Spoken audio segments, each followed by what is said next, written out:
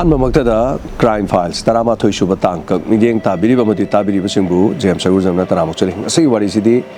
ꯑꯩꯅ ꯅꯍꯥꯟꯒꯩ ꯂꯤꯖꯔꯤꯕ ꯇꯣꯉꯥꯟ ꯇꯣꯉꯥꯟꯕ ꯋꯥꯔꯤ ꯃꯌꯥꯝꯗ ꯑꯩꯈꯣꯏꯒꯤ ꯌꯥꯝꯅ ꯇꯝꯊꯤꯕ ꯌꯥꯝ ꯕ꯭ꯔꯨꯇꯦꯜ ꯑꯣꯏꯕ ꯔꯦꯞ ꯀꯦꯁ ꯍꯥꯏꯕ ꯇꯥꯔꯦ ꯅꯤꯔꯚꯌꯥ ꯀꯦꯁꯁꯦ ꯑꯗꯨꯝ ꯃꯌꯥꯝ ꯑꯀꯤꯕ ꯑꯗꯨꯝ ꯀꯦꯁꯁꯤꯡꯒꯤ ꯃꯅꯨꯡꯗ ꯆꯜꯂꯤ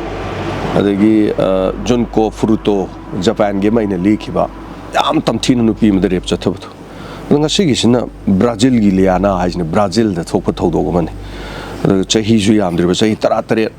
ꯑꯗꯨꯒ ꯆꯍꯤ 15 16 17 ꯁ꯭ꯋꯥꯏꯒꯤ ꯈꯔ ꯌꯥꯟꯁꯟꯅꯔꯒ ꯍꯥꯏꯇꯥꯔꯦ ꯋꯥꯔꯤꯁꯦ ꯑꯩ ꯂꯤꯖꯔꯛꯀꯦ ꯑꯗꯣ ꯋꯥꯔꯤꯁꯦ ꯇꯥꯕ ꯉꯝꯃꯣꯏ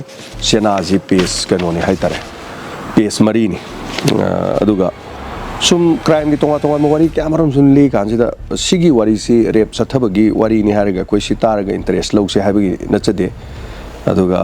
ꯁꯣꯁꯤꯌꯦꯜ ꯃꯤꯗꯤꯌꯥꯗ ꯂꯤꯅꯔꯤꯕ ꯃꯑꯣꯡꯗ ꯔꯦꯞ ꯆꯠꯊꯕꯒꯤ ꯃꯑꯣꯡ ꯃꯗꯨ ꯇꯥꯔꯒ ꯏꯟꯇꯔꯦꯁ ꯐꯠꯇꯕ ꯐꯤꯂꯝ ꯌꯦꯡꯕꯗꯧꯅ ꯇꯧꯕꯗꯣ ꯑꯗꯨꯝꯅ ꯂꯤꯖꯔꯣꯏ ꯑꯩꯅ ꯂꯤꯖꯅꯤꯡꯉꯤꯕ ꯋꯥꯔꯤꯗꯤ ꯃꯆꯥꯅ ꯃꯃꯥ ꯃꯄꯥꯗ ꯅꯝꯊꯥꯛ ꯇꯧꯕ ꯍꯥꯏꯗꯤ ꯑꯣꯏꯗ ꯄꯥꯗꯕ ꯉꯥꯡꯕ ꯃꯁꯤꯅ ꯀꯔꯤ ꯊꯣꯛꯂꯛꯄ ꯌꯥꯏ ꯌꯥꯝ ꯏꯟꯈꯠꯂꯛꯂꯤꯕꯁꯤꯡꯗ ꯑꯁꯤꯒꯨꯝꯕꯁꯤꯡꯁꯦ ꯇꯧꯗꯅꯕ ꯑꯃꯗꯤ ꯃꯁꯤ ꯊꯣꯛꯂ ꯃꯇꯨꯡꯗ ꯀꯔꯤ ꯊꯣꯛꯀꯦꯅ ꯍꯥꯏꯕꯗꯨꯅꯤ ꯃꯔꯨꯑꯣꯏꯅ ꯁ꯭ꯄꯦꯁꯤꯌꯦꯜꯂꯤ ꯆꯍꯤ 13 17 18 19 20 ꯐꯥꯎ ꯃꯅꯨꯡꯗ ꯂꯩꯕ ꯑꯗꯨꯒ ꯋꯥꯈꯜ ꯋꯥꯔꯛꯄ ꯉꯝꯗꯕꯁꯤꯡ ꯏꯟꯈꯠꯂꯛꯂꯤꯕꯁꯤꯡꯅ ꯑꯁꯤꯒꯨꯝꯕꯁꯤꯡ ꯑꯁꯤꯒꯤ ꯇꯥꯡꯀꯛꯁꯤ ꯌꯥꯝ ꯇꯥꯍꯟꯖꯅꯤꯡꯉꯤ ꯍꯥꯏꯇꯥꯔꯦ ꯃꯃꯥ ꯃꯄꯥ ꯑꯣꯏꯕꯁꯤꯡꯅꯁꯨ ꯄ꯭ꯂꯤꯖ ꯑꯦꯗꯚꯥꯏꯁ ꯇꯨ ꯃꯈꯣꯏꯒꯤ ꯃꯆꯥꯁꯤꯡꯗ ꯑꯃꯨꯛꯇꯪ ꯁꯤ ꯋꯥꯔꯤꯁꯤ ꯇꯥꯍꯟꯅꯤꯡꯉꯤ ꯍꯥꯏꯇꯥꯔꯦ ꯇꯥꯔꯝꯕ ꯌꯥꯏ ꯑꯗꯣ ꯑꯩ ꯃꯁꯤ ꯌꯥꯝ ꯀꯟꯅ ꯇꯥꯔꯝꯗꯧ ꯃꯥꯟꯗꯦ ꯑꯗꯨꯅ ꯋꯥꯔꯤ ꯇꯣꯉꯥꯟꯕ ꯂꯤꯔꯛꯇ ꯉꯁꯤꯒꯤ ꯑꯩꯅ ꯄꯨꯖꯔꯛꯏꯁꯤ ꯕ꯭ꯔꯥꯖꯤꯜꯗ ꯊꯣꯛꯄ ꯊꯧꯗꯣꯛ ꯑꯃꯈꯛꯅꯤ ꯍꯧꯖꯤꯛꯀꯥꯟꯒꯤ ꯍꯥꯏꯕ ꯇꯥꯔꯦ ꯃꯃꯥ ꯃꯄꯥꯗ ꯑꯣꯏꯗ ꯄꯥꯗꯕ ꯉꯥꯡꯕ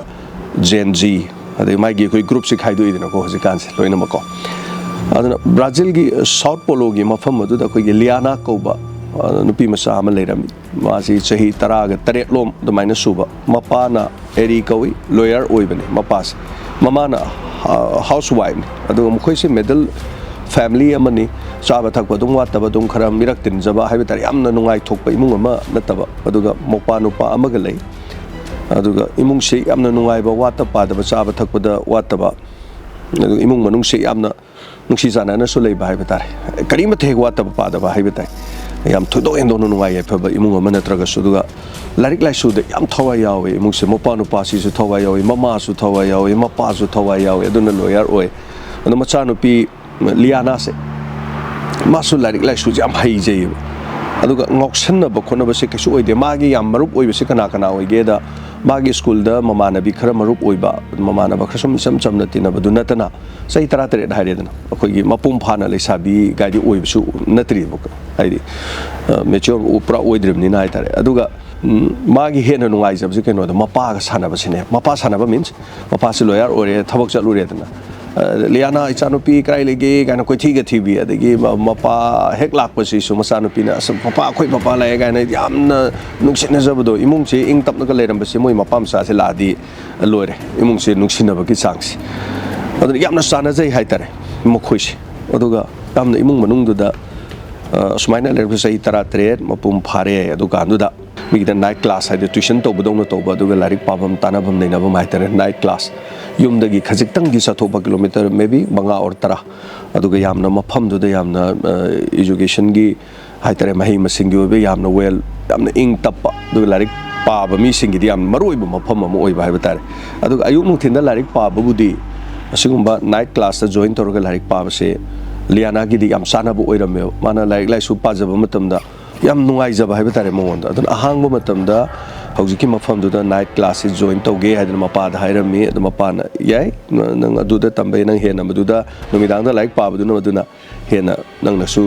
ꯐꯩ ꯍꯥꯏꯕꯅꯤꯅ ꯃꯄꯥꯅꯁꯨ ꯑꯗꯨꯝ ꯌꯥꯔꯝꯃꯤ ꯑꯗꯨꯒ ꯃꯥ ꯃꯗꯨꯗ ꯑꯩꯈꯣꯏꯒꯤ ꯅꯥꯏꯠ ꯀ꯭ꯂꯥꯁꯇ ꯖꯣꯏꯟ ꯇꯧꯔꯕ ꯃꯇꯨꯡꯗ ꯃꯥꯒꯤ ꯔꯤꯄꯣꯔꯠ ꯍꯥꯏꯇꯥꯔꯦ ꯃꯥꯒꯤ ꯃꯁꯥꯒꯤ ꯂꯥꯏꯔꯤꯛꯀꯤ ꯔꯤꯄꯣꯔꯠ ꯑꯃ ꯂꯥꯛꯄꯁꯦ ꯔꯤꯄꯣꯔꯠꯁꯤ ꯍꯦꯟꯒꯠꯂꯝꯃꯦꯕ ꯑꯗꯨꯅ ꯃꯄꯥꯅ ꯌꯥꯝ ꯅꯨꯡꯉꯥꯏꯖꯩꯕ ꯑꯃꯨꯛ ꯍꯦꯟꯅ ꯃꯄꯥ ꯅꯨꯡꯉꯥꯏꯖꯩ ꯍꯥꯏꯇꯥꯔꯦ wari makha lakpadani masidani lakado isi karino hai kanda magi huziki night class ki mafhamduda Philip Kouba naha ama hai tare masu dum sei taraga taret ki maya masu mafhamduda yaurami aduga class tu dum ko ni se bench da phaminam na maiga thak thak sanaram moni shahan ba thak thak ubaduda kare hai tare dum inkhalak pa matam gi hai tare ni ko yam amaga dum pungning se singsan ba hai bu oirami marup oirami yam phaba marup ma hai tare aduga magi yam casual talk oiba yam normal oiba yam comfortable oiba tinaba da marup ma oiba gi haiba tare siguma mong sida ꯂꯩꯔꯝꯃꯤ ꯑꯗꯨꯗꯒꯤꯗꯤ phone number ꯂꯧꯅꯔꯦ ꯑꯗꯨ message ꯊꯥꯅꯔꯝꯃꯤ ꯋꯥꯔꯤ ꯁꯥꯟꯅꯔꯝꯃꯤ ꯑꯍꯥꯡꯕ ꯃꯇꯝꯗ ꯑꯗꯨꯒ ꯈꯔ ꯋꯥꯔꯤ ꯁꯥꯟꯅꯗꯅ ꯃꯣꯏꯅꯤꯁꯦ ꯌꯥꯝ ꯅꯨꯡꯉꯥꯏꯔꯝꯃꯦ ꯍꯥꯏꯇꯥꯔꯦ ꯃꯔꯨꯞꯇꯨꯃ ꯊꯦꯡꯅꯕꯗꯒꯤ ꯃꯗꯨꯅ ꯃꯔꯝ ꯑꯣꯏꯔꯒ ꯃꯈꯣꯏꯒꯤ ꯃꯍꯩ ꯃꯁꯤꯡꯗ ꯀꯔꯤꯝꯇ ꯃꯥꯡꯕ ꯀꯥꯏꯕ ꯂꯩꯔꯝꯗꯦ ꯃꯔꯝꯗꯤ ꯃꯈꯣꯏ ꯌꯥꯝꯅ ꯀꯦꯖꯨꯋꯦꯜ ꯑꯣꯏꯅ ꯀꯔꯤ ꯍꯥꯏꯇꯥꯔꯦ ꯋꯥꯔꯤ ꯋꯥꯇꯥꯏ ꯁꯥꯟꯅꯕꯅꯤ ꯑꯗꯨꯒ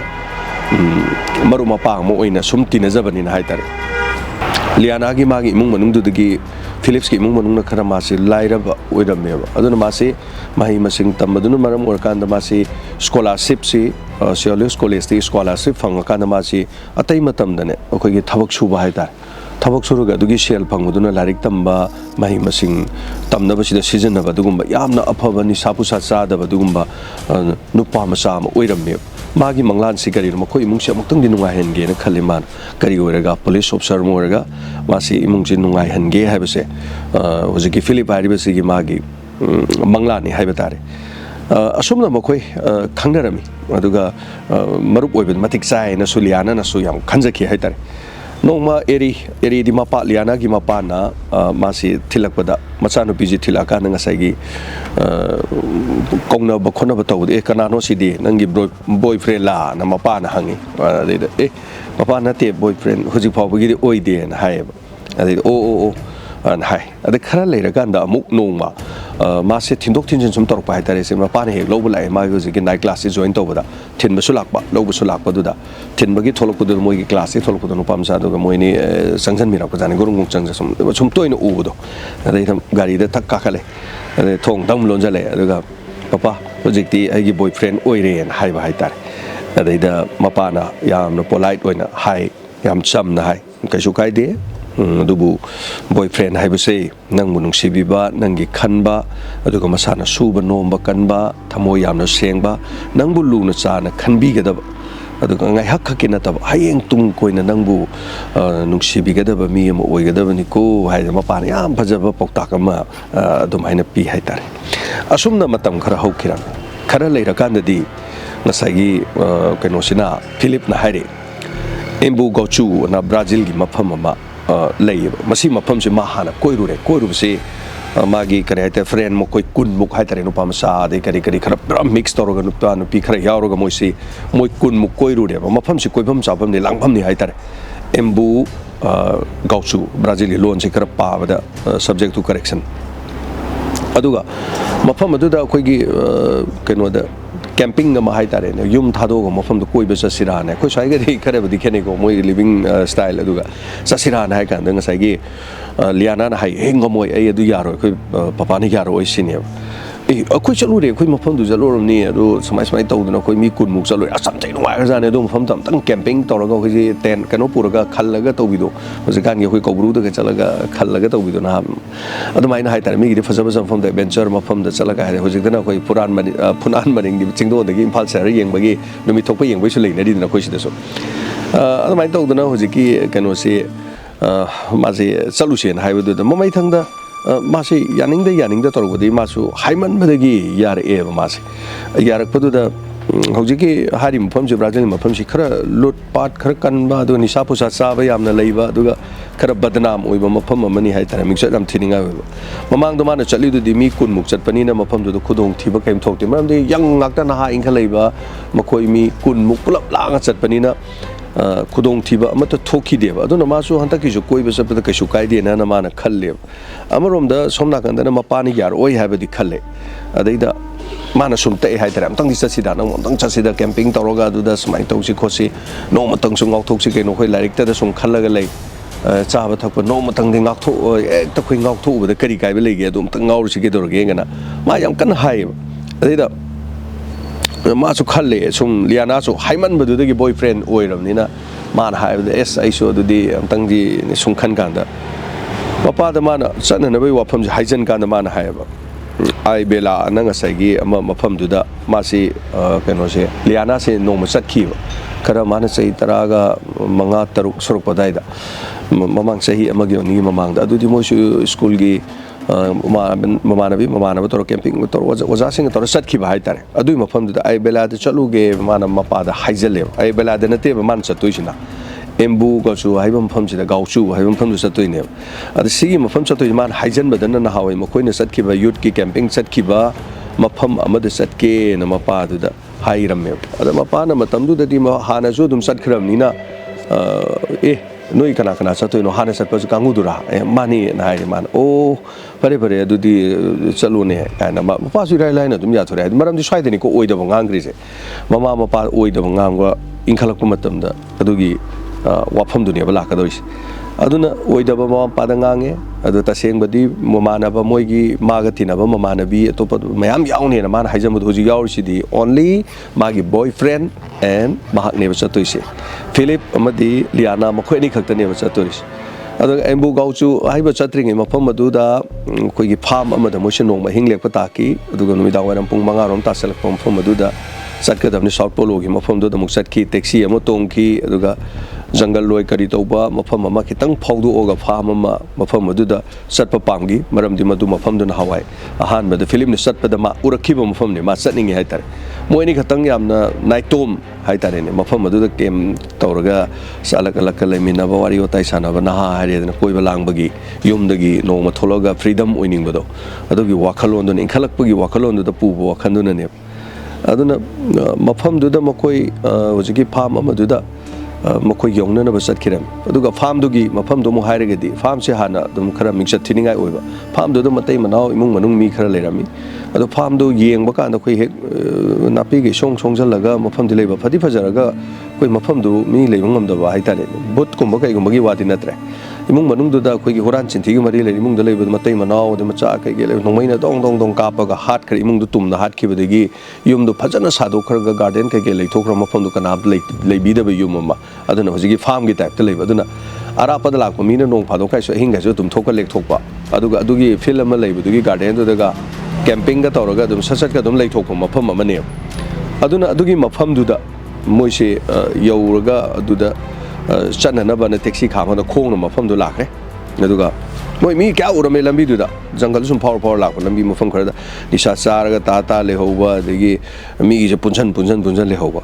adai hojiki Liana se lakpa kanda masai sahi tara tret haire da tara tru tara te traipan ishorna pirak pa su inkhalak pa gi nupi gi fajaba haiba matam su ibne dana sa thaktan ni sa leidiba mangdana leidiba sum Liana ubada punna sum yenglam aduga sum mioi anikhak moi gi tung da sum inabadong tor sum laami moi thoina dung yengamde moi chatpham thokpa dum makok ta jogging shirt le laga back to dum yan silaga moi ni gi chatpham thokpa dum chalami sumna tungda lakhiba mioi ani haitare mioi ani simanungda sahi yamana te hojigi sampino haisi sahi taraga taruk khut ngari ba pakhang masa nupa masa ni haitare dum kharadi mi sauraba ma pompura di padriba adi sahi trem pan sudriba haitare amana banabu haiba mokoi ani si tung ina rakhiba maromda moini khale couple ani se ngasi farm house leidoini es moise ngasi sidaida maning tam doribani horen kona tumina lo na yeng asi gan tormo si kari mo plan ma tawgre amorom da Liana Philip mafam aduda camping oina khoi gi kari haitare mogi hojiki garden du da leina bagi torame ngamaram ni ngasai farm house manung moi hape chang yeng kanda mi leina da bagi khara mot pa kot pa duga phlang kari kai gai ju khara kinda do bo khara su yaw jani to mi nge da masin nal ladi ga na moi khama es da tent khala se duga camping gi type tawra si ga na dumaina moi ni se dumaina tawra ga leire duga back ta Europa support adike sa tha ising masing thakta na khotna leirame odagi moi ni boyfriend amasu girlfriend hai tare nusina bani no ko nungwari utai sana dana yamna romantic oina makhoi mafam du da leire aduga sumaina leikan numidang pung ni pan tarkan eri haidi nupi masa Liana gi mapa na call tawreba nang kadai de leirage huji kamai tawre hai kan mana phone ta kan isik si amme kaino isik si ji kana kamai toy no hai kan bas ta koi khame man haijalleba bas manung da imanabi ke loi tumna gre ai ju tumadoni papa hoji phone to biranu ai horen hayeng ayu phone to rage ai yam tumninge gan hairaga phone du tham gre adai mapa sa happy teaching nei mas kari no ne moi me am chakraga wa ma pom to ta di dan to da macha no pin hayeng ayu call to rage haraga phone du phat na tham graga le pa na dia petang dia dum sing ne aduga chalim pham dun ebela ma pham de chalen hajale sali bisina hojiki ꯑꯇꯣꯞꯄ ꯃꯐꯝꯗꯨꯗꯅꯦꯕ ꯃꯣꯏꯅ ꯆꯠꯂꯤꯁꯤꯅ ꯍꯥꯏꯇꯥꯔꯦ ꯍꯥꯏꯖꯟꯕꯅꯤ ꯑꯣꯏꯗ ꯄꯥꯗꯕꯁꯤ ꯊꯪꯅ ꯊꯪꯅꯅ ꯉꯥꯡꯉꯤ ꯑꯁꯨꯝꯅ ꯑꯗꯨꯃꯥꯏꯅ ꯃꯐꯝ ꯑꯗꯨꯗ ꯆꯠꯈꯤ ꯃꯈꯣꯏ ꯑꯅꯤ ꯋꯥꯔꯤ ꯁꯥꯟꯅꯗꯅ ꯐꯅ ꯊꯦꯡ ꯐꯥꯎꯗ ꯑꯗꯨꯝ ꯂꯩꯔꯝꯃꯤ ꯃꯌꯨꯝꯗꯒꯤ ꯃꯅꯤꯡ ꯇꯝꯂꯛꯂꯕ ꯄꯥꯈꯪ ꯃꯆꯥ ꯑꯃ ꯂꯩꯁꯥꯕꯤ ꯃꯆꯥ ꯑꯃ ꯃꯃꯥ ꯃꯄꯥꯒꯤ ꯑꯊꯤꯡꯕ ꯌꯥꯎꯗ꯭ꯔꯕ ꯑꯗꯨꯒ ꯀꯦꯝꯄꯤꯡ ꯀꯅꯥꯒꯨꯝꯕ ꯑꯝꯇ ꯂꯩꯇ꯭ꯔꯕ ꯑꯗꯨꯒꯨꯝꯕ ꯃꯐꯝ ꯑꯃꯗ ꯁꯨꯃꯥꯏꯅ ꯆꯠꯄꯁꯦ ꯑꯗꯨꯝ ꯃꯌꯥꯝꯅꯁꯨ ꯑꯗꯨꯝ ꯈꯪꯕꯤꯔꯦꯀꯣ ꯌꯨꯔꯣꯞꯀꯤ ꯂꯩꯕꯥꯛꯁꯤꯡ ꯑꯗꯨꯒ ꯑꯇꯩ ꯑꯇꯩ ꯂꯩꯕꯥꯛꯁꯤꯡꯅ ꯁꯨꯃꯥꯏꯅ ꯆꯠꯄ ꯈꯣꯠꯄ ꯇꯧꯕꯁꯦ ꯑꯗꯨꯃꯥꯏꯅ ꯋꯥꯔꯤ ꯁꯥꯟꯅꯗꯅ ꯃꯣꯏ ꯀꯦꯝꯞꯇꯨ ꯃꯣꯏꯅꯤꯒꯤ ꯑꯃꯃꯝ ꯈꯜꯂꯒꯁꯨ ꯀꯦꯝꯞ ꯑꯃꯒꯤ ꯃꯅꯨꯡꯗ ꯄꯨꯟꯅꯒ ꯂꯩꯃꯤꯟꯅꯔꯒ ꯌꯥꯝꯅ ꯅꯨꯡꯁꯤꯅꯅ ꯋꯥꯔꯤ ꯁꯥꯟꯅꯔꯒ ꯃꯈꯣꯏꯁꯤ ꯃꯐꯝ ꯑꯗꯨꯗ ꯂꯩꯔꯝꯃꯦꯕ ꯑꯗꯩꯗ ꯈꯪꯍꯧꯗꯅ ꯃꯣꯏꯒꯤ ꯀꯦꯝꯞ ꯑꯗꯨꯗ ꯍꯥꯏꯇꯥꯔꯦ ꯊꯥꯡꯁꯥꯡꯒꯨꯝꯕ ꯑꯃ ꯇꯧꯔ ꯖꯔ ꯊꯤꯡꯖꯤꯜꯂꯒ ꯖꯔ ꯁꯦꯒꯥꯏꯔꯛꯄꯅꯤ ꯑꯗꯨꯒꯤ ꯃꯅꯨꯡꯗꯨꯗ ꯉꯁꯥꯏꯒꯤ ꯃꯁꯛ ꯃꯇꯧ ꯐꯖꯔꯕꯤ ꯂꯤꯌꯥꯅꯥ ꯂꯩꯔꯝꯃꯦ ꯑꯗꯨꯒ ꯍꯧꯖꯤꯛꯀꯤ ꯅꯨꯄꯥꯗ ꯄꯨꯟꯅ ꯂꯩꯔꯝꯃꯦ ꯊꯣꯛꯂꯛꯑꯣ ꯅꯣꯏꯅꯤ ꯊꯣꯛꯂꯛꯑꯣ ꯀꯥꯏꯅ ꯙꯞ ꯇꯧꯔꯦ ꯊꯣꯛꯂꯛꯑꯦ ꯀꯤꯔꯦ ꯃꯣꯏꯅꯤꯁꯦ ꯂꯦꯡꯒꯣꯟꯅꯔꯒ ꯀꯣꯟꯁꯤꯟꯅꯗꯅ ꯂꯩꯔꯦ ꯑꯗꯩ ꯘꯔꯤ ꯂꯧꯒꯦꯔꯥ ꯂꯧꯔꯣ ꯁꯦꯜ ꯁꯤ ꯃꯣꯕꯥꯏꯜ ꯐꯣꯟ ꯁꯤ ꯐꯤꯔꯣꯟ ꯁꯤ ꯂꯧꯔꯣ ꯄꯤꯔꯦ ꯄꯥꯝꯗꯦ ꯑꯃꯠꯇ ꯄꯥꯝꯗꯦ ꯑꯗꯨ ꯄꯥꯝꯕ ꯅꯠꯇꯦ ꯍꯥꯏ ꯑꯗꯨꯒ ꯃꯣꯏ ꯑꯅꯤꯗꯨ ꯃꯅꯨꯡꯗ ꯍꯥꯏꯇꯥꯔꯦ ꯊꯥꯡ ꯎꯠꯂꯕꯅꯤ ꯀꯤꯔꯦꯕ ꯑꯗꯒꯤ ꯄꯥꯈꯪ ꯃꯆꯥ ꯉꯥꯛꯇꯅꯤꯀꯣ ꯃꯣꯏꯁꯨ ꯂꯦꯡꯒꯥꯅꯤ ꯑꯗ ꯊꯥꯡ ꯄꯥꯏꯔꯕꯅꯤꯅ ꯑꯃꯅ ꯊꯧꯔꯤ ꯄꯨꯊꯣꯔꯛꯑꯦ ꯃꯈꯨꯠ ꯄꯨꯟꯁꯤꯜꯂꯛꯑꯣ ꯀꯥꯏꯅ ꯃꯈꯨꯠ ꯄꯨꯟꯁꯤꯜꯂ ꯃꯆꯤꯟꯒꯥꯏꯗꯨ ꯔꯨꯃꯥꯟꯅꯒ ꯀꯤꯁꯟꯗꯅ ꯃꯃꯤꯠꯀ ꯄꯨꯟꯁꯤꯜꯂꯦ ꯍꯥꯏꯇꯥꯔꯦ ꯑꯗꯨꯒ ꯃꯈꯣꯏꯒꯤ ꯃꯣꯕꯥꯏꯜ ꯐꯤꯔꯣꯟ ꯀꯩꯀꯩ ꯂꯣꯏ ꯃꯐꯝꯗꯣ ꯂꯣꯏ ꯍꯨꯟꯇꯣꯛꯑꯝꯃꯦ ꯑꯗꯨꯒ ꯊꯧꯔꯤꯅ ꯄꯨꯜꯂꯒ ꯃꯈꯣꯏꯁꯤ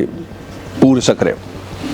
ꯑꯃꯔꯣꯝꯗꯅ ꯅꯣꯡꯉꯥꯜꯂꯀꯥꯟꯗ ꯑꯌꯨꯛꯇ ꯐꯣꯟ ꯃꯄꯥꯅ ꯃꯆꯥꯅꯨꯄꯤꯒꯤ ꯐꯣꯟ ꯂꯥꯛꯀꯅꯦꯅ ꯇꯧꯕꯗ ꯐꯣꯟ ꯂꯥꯛꯈꯤꯗ꯭ꯔꯦ ꯑꯗꯨꯗꯒꯤ ꯃꯃꯥ ꯃꯄꯥ ꯑꯃꯨꯛ ꯆꯤꯡꯅꯔꯝꯃꯦ ꯑꯗꯨꯗꯒꯤ ꯃꯃꯥꯟꯅꯕꯤ ꯁꯪꯉꯦ ꯅꯣꯏ ꯀꯅꯥ ꯀꯅꯥ ꯆꯠꯂꯤ ꯃꯥꯅꯗꯤ ꯅꯣꯏ ꯆꯠꯅꯤ ꯍꯥꯏ ꯑꯗꯨꯅ ꯑꯩꯈꯣꯏ ꯀꯅꯥ ꯀꯅꯥ ꯆꯠꯄꯅꯣꯅ ꯃꯊꯪ ꯄꯥꯎꯁꯨ ꯂꯧꯅꯔꯝꯃꯤ ꯑꯗꯒꯤ ꯃꯣꯏ ꯃꯃꯥꯟꯅꯕꯤ ꯆꯠꯄ ꯈꯪꯕ ꯌꯥꯎꯔꯝꯃꯤ ꯃꯣꯏ ꯈꯔꯗꯤ ꯑꯗꯨꯝ ꯂꯣꯠꯂꯦ ꯍꯥꯏꯇꯥꯔꯦ ꯃꯣꯏꯁꯨ ꯍꯥꯏꯗꯣꯛꯇ꯭ꯔꯦꯕ ꯑꯗꯩꯗ ꯑꯦꯕꯂꯥꯗ ꯑꯩꯈꯣꯏꯗꯤ ꯆꯠꯇꯦ ꯑꯩꯈꯣꯏ ꯌꯥꯎꯗꯦꯅ ꯃꯣꯏ ꯍꯥꯏꯔꯀꯥꯟꯗ ꯀꯔꯤꯅꯣꯅꯦ ꯅꯣꯏꯒ ꯆꯠꯅꯤ ꯍꯥꯏꯔꯒ ꯅꯣꯏ ꯌꯥꯎꯗꯦ ꯍꯥꯏꯁꯤ ꯀꯩꯒꯤꯅꯣ ꯍꯥꯏꯔꯝꯃꯦꯕ ꯑꯗꯨꯗꯒꯤꯗꯤ ꯅꯨꯃꯤꯠ ꯅꯤꯅꯤ ꯁꯨꯔꯦ ꯅꯨꯃꯤꯠ ꯅꯤꯅꯤ ꯁꯨꯕꯗꯤ ꯑꯃꯨꯛ ꯃꯃꯥꯟꯅꯕꯁꯤꯡꯗꯤ ꯃꯃꯥ ꯃꯄꯥꯅ ꯑꯃꯨꯛ ꯑꯩꯈꯣꯏ ꯊꯤꯕ ꯐꯪꯗ꯭ꯔꯦ ꯅꯣꯏ ꯈꯪꯉꯒꯗꯤ ꯑꯃꯨꯛꯇ ꯍꯥꯏꯌꯨ ꯍꯥꯏ ꯀꯥꯟꯗ ꯃꯣꯏ ꯇꯤꯟꯅꯕ ꯃꯃꯥꯟꯅꯕꯤꯅ ꯍꯥꯏꯔꯛꯑꯦ ꯃꯣꯏꯁꯦ ꯑꯦꯕꯂꯥꯗ ꯆꯠꯄ ꯅꯠꯇꯦ ꯑꯝꯕꯨ ꯒꯧꯆꯨꯗ ꯆꯠꯈꯤꯕꯅꯤ ꯃꯥꯒꯤ ꯕꯣꯏ ꯐ꯭ꯔꯦꯟꯗꯨꯒ ꯆꯠꯈꯤꯕꯅꯤ ꯍꯥꯏꯕ ꯋꯥꯐꯝꯁꯦ ꯍꯥꯏꯔꯛꯈ꯭ꯔꯦ ꯑꯗꯨꯅ ꯃꯃꯥ ꯃꯄꯥꯁꯦ ꯊꯃꯣꯏ ꯀꯥꯏꯈ꯭ರೆ ꯀꯔꯤꯒꯤꯅꯣ ꯑꯩꯒꯤ ꯏꯆꯥꯅꯨꯄꯤꯁꯤꯅ ꯁꯨꯃꯥꯏꯅ ꯇꯧꯅ ꯑꯣꯏꯗꯕ ꯉꯥꯡꯉꯤꯁꯤ ꯀꯩꯅꯣ ꯑꯗꯨ ꯃꯣꯏ ꯃꯇꯝꯗꯨꯗ ꯒꯥꯔꯤ ꯊꯧꯗꯣꯛꯑꯦ ꯃꯆꯥꯅꯨꯄꯤꯒꯤ ꯐꯣꯇꯣ ꯄꯨꯔꯦ ꯑꯗꯨꯒ ꯃꯐꯝꯗꯨꯗ ꯍꯧꯖꯤꯛꯀꯤ ꯃꯣꯏꯒꯤ ꯑꯦꯝꯕꯨ ꯒꯧꯆꯨ ꯍꯥꯏꯔꯤꯕ ꯃꯐꯝꯗꯨ ꯃꯣꯏ ꯌꯧꯅꯕ ꯆꯠꯂꯦꯕ ꯑꯗꯨꯒꯤ ꯃꯐꯝꯗꯨꯗ ꯑꯗꯨ ꯃꯐꯝꯗꯨ ꯆꯠꯂꯒ ꯐꯣꯇꯣ ꯁꯤ ꯎꯕ꯭ꯔꯥ ꯁꯤ ꯏꯆꯥꯅꯨꯄꯤꯁꯨ ꯎꯕ꯭ꯔꯥ ꯏꯆꯥꯅꯨꯄꯤ ꯎꯕ꯭ꯔꯥ ꯃꯤ ꯈꯨꯗꯤꯡꯒꯤ ꯃꯐꯝꯗꯨꯗ ꯑꯃꯗ ꯍꯪꯉꯦ ꯑꯗꯒꯤꯗꯤ ꯎꯄꯥꯏ ꯂꯩꯇ꯭ꯔꯦ ꯈꯪꯗꯦꯅ ꯍꯥꯏꯔꯦ ꯐꯣꯟꯗꯣ ꯃꯊꯪꯒꯤ ꯅꯨꯃꯤꯠꯇ ꯇꯧꯔꯛꯀꯅꯤ ꯍꯥꯏꯕ ꯐꯣꯟꯗꯨꯁꯨ ꯁ꯭ꯋꯤꯆ ꯑꯣꯐ ꯂꯩꯊꯣꯛꯈ꯭ꯔꯦ ꯃꯩ ꯌꯥꯎꯗꯕꯩꯅꯤ ꯈꯪꯗꯦ ꯃꯣꯏ ꯉꯁꯥꯏꯒꯤ ꯃꯤ ꯐꯠꯇꯕꯁꯤꯡꯗꯨꯅ ꯐꯣꯟꯗꯤ ꯄꯨꯈꯤꯗꯦꯕ ꯑꯗꯨꯗꯒꯤ ꯃꯁꯤ ꯀꯥꯟꯅꯔꯔꯣꯏꯅ ꯄꯨꯂꯤꯁꯇ ꯄꯥꯎ ꯄꯤꯔꯦ ꯄꯨꯂꯤꯁꯅ ꯊꯤꯕ ꯍꯧꯔꯦ ꯃꯄꯥꯅ ꯄꯨꯂꯤꯁꯅ ꯊꯤꯕꯗꯨ ꯈꯛ ꯄꯦꯟꯗꯗꯅ ꯃꯥꯅ ꯀꯩꯗꯧꯔꯦ ꯄ꯭ꯔꯦꯁꯀꯤ ꯑꯩꯈꯣꯏ ꯀꯩꯀꯩ ꯅꯝꯐꯝ ꯍꯥꯏꯇꯥꯔꯦ ꯀꯩꯅꯣꯗ ꯆꯪꯉꯀꯥꯟꯗ ꯃꯆꯥꯅꯨꯄꯤꯒꯤ ꯐꯣꯇꯣ ꯑꯗꯒꯤ ꯍꯧꯖꯤꯛꯀꯤ ꯅꯨꯄꯥꯗꯨꯒꯤ ꯐꯣꯇꯣ ꯇꯧꯔ ꯊꯤꯔꯒ ꯐꯣꯇೋ ꯃꯣꯏꯅꯤꯒꯤꯁꯦ ꯑꯩꯈꯣꯏ ꯊꯦꯠꯂꯦ ꯐꯣꯇꯣꯁꯦ ꯁꯤ ꯀꯩꯅꯣꯗ ꯑꯅꯤꯁꯤ ꯀꯗꯥꯏꯗ ꯂꯩꯒꯦ ꯀꯅꯥ ꯀꯅꯥ ꯎꯕ ꯉꯝꯕ ꯌꯥꯎꯕ꯭ꯔꯥ ꯈꯣꯠꯄ꯭ꯔꯥ ꯇꯧꯔ ꯆꯍꯤ 13 ꯈꯛꯇ 13 ꯈꯛꯇ ꯉꯥꯏꯔꯤꯕ ꯑꯅꯤ ꯃꯥꯡꯈ꯭ꯔꯦꯅ ꯇꯧꯔꯦ ꯀꯣꯏꯊꯤ ꯊꯤꯔꯦ ꯍꯥꯏꯇꯥꯔꯦ ꯑꯗ ꯄꯩꯁꯥ ꯈꯤꯇꯪ ꯄꯥꯏꯕ ꯅꯨꯄꯥ ꯑꯃꯅ ꯃꯥꯒꯤ ꯄꯝꯄ꯭ꯂꯦꯠ ꯀꯩꯀꯩ ꯑꯗꯩ ꯈꯕꯔꯗ ꯀꯩꯗ ꯅ꯭ꯌꯨꯁꯇ ꯌꯥꯎꯔꯛꯄꯗꯨꯗ ꯃꯥꯒꯤ ꯄ꯭ꯔꯥꯏꯚꯦꯠ ꯍꯦꯂꯤꯀꯣꯞꯇꯔ ꯑꯃ ꯂꯩꯕ ꯑꯗꯩꯗ ꯃꯥꯅ ꯍꯥꯏꯔꯦ ꯅꯪꯒꯤ ꯅꯆꯥꯅꯨꯄꯤꯗꯣ ꯅꯨꯡꯉꯥꯏꯇꯦ ꯑꯩꯒꯤ ꯏꯆꯥꯅꯨꯄꯤꯒꯨꯝꯕꯅꯤ ꯑꯩꯒꯤ ꯍꯦꯂꯤꯀꯣꯞꯇꯔꯒꯤ ꯁꯤꯒꯤ ꯗ꯭ꯔꯥꯏꯚꯔꯁꯤ ꯁꯤꯖꯤꯟꯅꯔꯒ ꯅꯪꯅ ꯆꯤꯡꯅꯔꯤꯕ ꯖꯪꯒꯜꯁꯤ ꯃꯐꯝ ꯈꯨꯗꯤꯡꯃꯛꯇ ꯍꯦꯂꯤꯀꯣꯞꯇꯔꯁꯤ ꯄꯥꯏꯔ ꯌꯦꯡꯒꯦꯁꯨ ꯌꯦꯡꯉꯣ ꯍꯦꯂꯤꯀꯣꯞꯇꯔꯒ ꯀꯣꯇꯣꯛ ꯊꯧꯔ ꯃꯊꯛꯇꯒ ꯑꯗꯨꯝ ꯇꯧꯔ ꯌꯦꯡꯕꯖꯥꯠꯅꯤꯗ ꯐꯪꯗ꯭ꯔꯦ ꯀꯩꯝꯐꯧ ꯑꯗꯨꯒ ꯀꯩꯝꯇ ꯂꯩꯇ꯭ꯔꯦꯕ ꯑꯗꯩꯗ ꯉꯁꯥꯏ ꯐꯣꯇꯣ ꯀꯩꯗꯣ ꯄꯨꯡꯆꯥꯏ ꯆꯥꯏꯊꯣꯛꯑꯕꯅꯤꯅ ꯆꯥꯏꯊꯣꯛꯑꯀꯥꯟꯗ ꯃꯣꯏꯒꯤ ꯀꯥꯔꯗ ꯃꯈꯣꯏ ꯑꯅꯤ ꯉꯁꯥꯏꯒꯤ ꯐꯥꯔꯝ ꯍꯥꯎꯁꯐꯥꯎ ꯊꯤꯜꯂꯝꯕ ꯀꯥꯔ ꯗ꯭ꯔꯥꯏꯚꯔꯗꯣ ꯑꯗꯨꯒꯨꯝꯕꯗꯣ ꯃꯣꯏ ꯃꯤ ꯄꯥꯎ ꯇꯝꯃꯦꯕ ꯑꯩꯈꯣꯏ ꯁꯨꯃꯥꯏꯅ ꯇꯧꯔ ꯅꯣꯏ ꯅꯆꯥꯅꯨꯄꯤꯁꯤ ꯎꯏ ꯃꯥꯁꯤ ꯅꯨꯄꯥ ꯑꯃꯒ ꯂꯥꯛꯏ ꯕꯦꯒ ꯌꯥꯜꯂꯒ ꯁꯤꯐꯧꯗꯪ ꯊꯤꯜꯂꯝꯃꯨ ꯍꯥꯏꯗꯅ ꯊꯤꯜꯂꯝꯃꯤ ꯑꯩꯈꯣꯏ ꯇꯥꯅꯗꯤ ꯆꯪꯕ ꯌꯥꯗꯗꯅ ꯆꯪꯉꯝꯗꯦ ꯃꯔꯝꯗꯤ ꯃꯐꯝꯗꯣ ꯂꯨꯠꯄꯥꯠ ꯀꯩꯀꯩ ꯇꯧꯕ ꯃꯐꯝꯅꯤ ꯑꯗꯨꯒ ꯀꯣꯏꯕꯕꯨꯗꯤ ꯌꯥꯝ ꯂꯥꯛꯅꯩ ꯅꯤꯁꯥ ꯄꯨꯁꯥ ꯆꯥꯕ ꯃꯤ ꯌꯥꯝ ꯂꯩꯕ ꯃꯐꯝꯅꯤ ꯃꯣꯏꯅ ꯊꯤꯟꯕꯤꯌꯣ ꯑꯗꯨꯗ ꯑꯗꯨꯃꯥꯏꯅ ꯊꯤꯟꯈꯤ ꯃꯈꯣꯏ ꯐꯥꯔꯝ ꯍꯥꯎꯁ ꯑꯃꯗ ꯃꯈꯣꯏ ꯅꯨꯃꯤꯠꯇꯨ ꯂꯩꯒꯅꯤ ꯍꯥꯏꯕ ꯇꯥꯛꯈꯤ ꯃꯐꯝꯗꯨꯗ ꯂꯩꯔꯝꯒꯅꯤ ꯍꯥꯏꯗꯅ ꯍꯥꯏꯔꯝꯃꯦ ꯑꯗꯨꯗꯒꯤ ꯃꯐꯝ ꯑꯗꯨꯗ ꯄꯨꯂꯤꯁꯅ ꯀꯩꯅꯦ ꯇꯧꯔꯒ ꯃꯄꯥꯗꯨꯅꯦ ꯍꯧꯖꯤꯛꯀꯤ ꯅꯨꯄꯥꯗꯨꯅ ꯍꯥꯏꯕꯗꯒꯤ ꯃꯐꯝ ꯑꯗꯨꯗ ꯐꯥꯔꯝ ꯍꯥꯎꯁ ꯑꯣꯏ ꯀꯔꯤ ꯑꯣꯏ ꯇꯧꯕ ꯉꯁꯥꯏꯒꯤ ꯃꯤ ꯂꯣꯏꯅ ꯍꯥꯠꯈꯤ ꯍꯥꯏꯕ ꯃꯤ ꯂꯩꯅꯗꯦ ꯍꯥꯏꯕ ꯃꯣꯏ ꯃꯆꯥꯅꯨꯄꯤꯅ ꯀꯦꯝꯄꯤꯡ ꯇꯧꯕ ꯃꯐꯝꯗꯣ ꯑꯗꯨ ꯄꯨꯁꯜꯂꯦ ꯑꯗꯨꯒꯤꯗꯤ ꯂꯩꯔꯝꯀꯥꯟꯗ ꯃꯆꯥꯅꯨꯄꯤꯅ ꯈꯟꯕ ꯑꯩꯈꯣꯏꯒꯤ ꯀꯩꯅꯣꯗꯨ ꯂꯩꯔꯝꯃꯦ ꯁꯤꯗꯤ ꯏꯆꯥꯅꯨꯄꯤꯅ ꯈꯟꯕꯗꯨ ꯃꯥꯏ ꯆꯄꯜꯁꯨ ꯂꯩꯔꯝꯃꯦ ꯑꯗꯩ ꯃꯐꯤ ꯃꯔꯣꯟ ꯀꯩꯀꯩ ꯂꯩꯔꯝꯃꯦꯕ ꯑꯗꯨꯒꯤ ꯃꯐꯝꯗꯨꯗ ꯁꯦꯒꯥꯏꯕꯗꯣ ꯊꯥꯡꯅ ꯖꯥꯔ ꯇꯧꯔ ꯁꯦꯒꯥꯏꯕꯒꯤ ꯃꯑꯣꯡꯗꯣ ꯎꯀꯥꯟꯗ ꯄꯨꯂꯤꯁ ꯀꯩꯀꯩ ꯌꯦꯡꯒ ꯁꯤꯗꯤ ꯊꯥꯡꯅ ꯁꯦꯒꯥꯏꯕꯅꯤ ꯈꯨꯠꯅ ꯁꯦꯒꯥꯏꯕ ꯅꯠꯇꯦꯅꯦꯅ ꯍꯥꯏ ꯀꯥꯟꯗ ꯄꯨꯂꯤꯁꯁꯦ ꯑꯗꯥꯏꯁꯨ ꯃꯣꯏꯒꯤ ꯍꯥꯏꯐꯦꯠ ꯆꯤꯡꯅꯕ ꯂꯩꯔꯦ ꯑꯗꯨꯗꯩꯗ ꯊꯥꯡ ꯄꯥꯏꯔꯒ ꯑꯗꯥꯏꯗ ꯃꯤꯒ ꯊꯥꯡ ꯌꯥꯜꯂ ꯍꯥꯠꯈꯤꯕ ꯀꯦꯁ ꯑꯃꯗ ꯆꯦꯟꯅꯕ hai batare sempino ko angang sei taranga tratuk suba mu swai de lebani thanga yam paigan mani adu mana ga tawri jala kaina hapet police na di singna bam di legi hai tare masi aduga mogi atopa mi singna so es sempino ko banga ma thang pari hek sapani ne ko pan ga khara di adum hai badu par thibada magi mafam no khongul libadi adum ngam da hai tare adu marak tu da